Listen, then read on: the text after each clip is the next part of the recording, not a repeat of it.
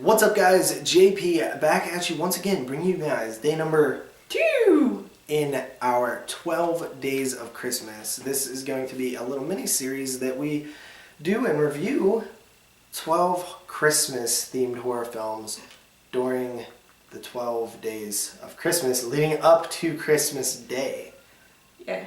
So you're gonna have to work on Christmas Eve and Day. What? Yeah. What do you mean? Because we do these videos and then they're out the same day. We do them like live almost. No, we fucking don't. This is so just like, okay, let's knock out 6 in one day. We're in the same clothes. People aren't gonna believe that. It's like a cartoon where they wear the same shit all the time. No, I'm not gross. That doesn't mean you're not gross. You are gross. Anyway, today's movie is Super Dark Times. Super Dark Times. Now, wait a minute. I know you're like, JP, Carly. Also, this is Carly. Her link is in the description down below. Super Dark Times ain't a horror film? What? And we'll be like, You ain't a horror film. yeah, we'll be like, well, you ain't a horror film and you're here, so what the hell? Yeah. No, but yeah, we kind of realized this is kind of borders on the line of like a dark thriller. Yeah. But I personally thought that it was, you know, it had all of the feelings that I get when I watch a good horror film. Mm-hmm. Like the same sort of emotions. So we're counting it because this is our damn video series. And it's also kind of not so much a Christmas film either. Yeah, you were like, oh, this one's set on Christmas, and I watched it and I was like, where? But then you kind of see it, right? Yeah, it's weird. It's very, like, subtle. Yeah, so there's definitely Christmas going on. It's in the background and stuff. Maybe not like this background, but, you know, hey. it's definitely there. And this film basically is set in the 1990s. It follows a couple of friends who are just kind of living their lives, you know, talking about girls, riding their bikes, playing video games, you know, getting into a little bit of trouble, standing behind outside people's house and yelling penis and stuff like that. Yeah. You know, cute girls that they like and things like that. And essentially they end up having some sort of unfortunate situation happen to them. Which can result in bad things happening to them. And it's basically a film of paranoia and like sort of dramatic events, you know what I mean? Yeah. What do you want me to do? What do you normally do? And like he usually Go stops. smack the shit out of that cat. Dude, I don't know what to do, buddy. I don't know what to do. Hurry, whatever you do. I don't have that much memory.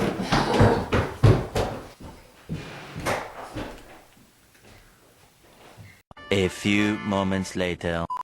Hey, can we just put the cat in the freezer for a little bit? What? I said, can we just put him in the freezer for a little bit? No. We probably wouldn't be able to hear him cry from the freezer. Stop it. What'd you do? Nothing. I just threw a toy. I don't know what. So this movie, we don't want to tell you much about it because we think that it's a movie that will benefit from knowing very little while watching it, because there's like a few moments in the film that are like really shocking or like just like very impactful, and I feel like if you know about it going into those scenes, they're not going to be as effective. Granted, a good film will still be able to be effective, but yeah. I don't think they will be as effective. So I actually seen this before you, and I told you, you know, don't look up anything, don't watch any trailers, anything like that. Just Which kind of I didn't. Yeah, which you didn't. Were you glad I told you to do that? Yeah. Yeah. So basically, like, this movie was released in 2016, I believe, in the festival circuit, but it didn't get its wide release until now. It's actually available on rental sites. It's not on disc or anything yet, or, you know, any free streaming subscription services, but it is available to buy. I think it's like $6 to rent. It's well worth it in my opinion. Without even getting into the review, I can pretty much tell you that we both recommend this film. It's set in the 1990s. I don't think they say a specific year, do they? No, I don't believe so. Just, you know, it's the 90s, so. Yeah, based on the fact that their TVs like scrambled, the games that they're playing and things like that. And they're just kids, man. They're out there riding their bikes. They're out there talking about girls. They're out there, you know, hanging out with their friends and, you know, just doing like kids stuff that you would do in the 90s. I grew up in the 90s. I was probably a little bit younger than these kids in the 90s, but I still kind of definitely think that this film captures that 90s vibe very well. So, yeah, this movie to me, guys, it just worked on so many levels. I told her when I was watching it, I was like, I started at like 2 a.m. Yeah. And I was, you know, just going to watch it and kind of lay down and get ready to go to sleep. And my eyes were like wide open and I was like, holy shit, like this is awesome. I can't wait to see what happens next. Can't wait to see what happens next. The acting is phenomenal. The casting is amazing. Mm-hmm. For one, the kids look like they're actually around that age. Yeah, definitely. Like, they're especially, it's basically like two people in high school. I don't think you know what grade they're in. Like, I would assume probably like maybe 10th. That's what I would kind of guess. And then like they're also meet up with like this 8th grader, and the 8th grader definitely looks like he's actually only 14, which is pretty cool. Yeah. Yeah, which is kind of funny because he's probably the most intelligent out of the group, you know, like with what happens, like the way he handles it. Yeah, definitely. The best. So I loved the characters, like all of the characters, like the Zach, the girl I really liked. I thought she was absolutely perfect.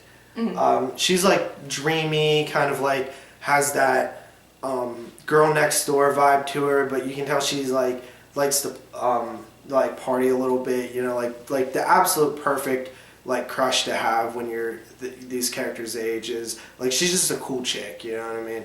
And like the lead character kind of has feelings for her, and she has strong feelings towards him, but then like something happens to him and he's like kind of heads all over the place. Very much like a coming of age film, like something like Stand By Me. And I compare it to films like Mean Creek, which is another favorite of mine.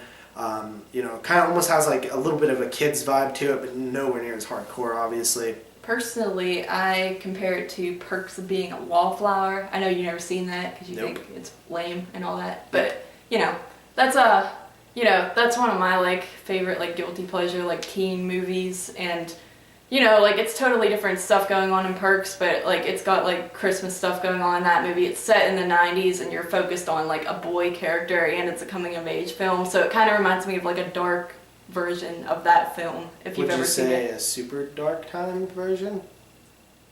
Yes. I think that this movie succeeds in every aspect. Like, I think that the only complaint that you kind of have with this movie is it's a little open-ended at the end, which I'm 100% fine with. I like movies like that. The ending, I Googled, and like, I know, I cheated.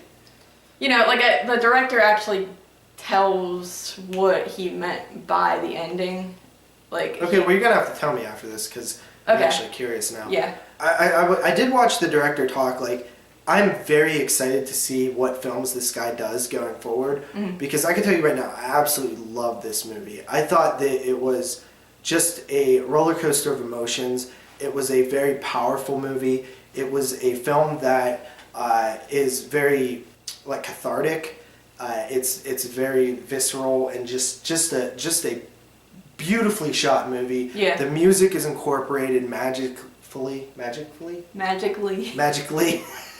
I'm trying to use big words if you just I slipped up on the last one there. You just kept going visceral, like saying all this shit that I don't even know, and then you slipped up. But yeah, it's very like realistic in terms of like if that actually happened to you, that's definitely how you would act. Yeah, I feel like one of my best friend's moods, he actually has a couple issues with this film. And one was the progression of one of the characters, which I could kind of almost see where he's coming from with that, but I thought that the film set up that character really well for his arc to eventually come to that point. And honestly, like, I think that it's more realistic than what, like, I think what he is expecting is it to be, like, movie-fied. Like that dude's arc, because you see in movies how they handle that type of arc, but I think in reality that happens to people, and I'm being vague here obviously, but I think the things that when people go through these type of events, I think that this is a more natural way of progression. Yeah, sadly. And like, dude, I can't even explain how much I love this movie. To me, I seen a ton of horror films this year. I seen Get Out. I seen It. I've seen Raw. I mean, like, there's tons of movies that I've seen this year, and none of them gave me the type of feelings that this one did. These were a little bit different, but it was just like this magical experience where I felt like I was just spinning in circles almost. It was just this crazy, like, I had so many damn emotions like going through it. Like, like I felt tragic sense of future, you know what I mean? Like, I felt all these things, like this like fear. I felt doomed. Yeah, doomed. Like this film has a very interesting way to kind of tell some additional story with visuals in dream sequences. Which is like the second film this year that had like fantastic dream sequences. And this film has very visual and artistic kind of art housey type dream sequences in it. And I thought that those like very much never felt pretentious or anything like that. Yeah. It displayed perfectly the emotions and the subconscious of the character that was going through this event, where it's very dreamlike and nightmarish in the sense that it's taking these things you're thinking about and sort of blending them together inside of a blender, and like there's your dream. And I don't know if you ever had something like really heavy on your mind, but you start dreaming of it, but it's never just you're dreaming of that, but it's like that in like a different setting, or like that. And and they like capture that perfect in this film. And I thought it was masterfully done. This film is so great, crafted perfectly. I really don't have any complaints with it. I thought the acting was phenomenal all around. The performances were so good. The casting was amazing. They do some great music. There was a song that you liked a lot. It was like this unknown like 90s like rap gem. The characters are like kind of smoking weed and listening to this song, and She's Right, it definitely fits the vibe and the mood of the film. There was a cool line with they're like, oh, like you look like Zelda, and he's like, dude, that's like the typical psychopath line, because like that line cracked me up, because when I was in school, there was that nerdy kid who was really into Zelda, and basically the line is, she says something like, you look like Zelda. Yeah, you look like Zelda, and then he's like, oh, actually, Zelda's the princess, Link is the dude, and like, there was like this kid in my school who would say just that and be like real offended if you said something, if you got them mixed up, basically, so I like that. What's really funny about it is, as she said that, I was like, you mean like I said that out loud, because obviously like I thought it too, just because like I was like, oh, that I thought about that kid, and I was like, he would have cringed, and then like it got covered up. And also this movie has like just such a great 90s vibe, honestly. Like one of the kids like stays home from school and is playing Twisted Metal. And you wouldn't know that unless you played the game, because it's just like a pause screen. But I grew up with Twisted Metal. It was like one of my favorite games. The dude's whole bedroom just looked like a 90s fest, basically. Yeah. It's a really good movie, guys. Kind of come in here on the ratings. I'll go first. Everything that I said about the film, I truly feel like this movie was amazing to me. I thought it was an absolute great movie, and I'm coming in at a 9 out of 10. Damn.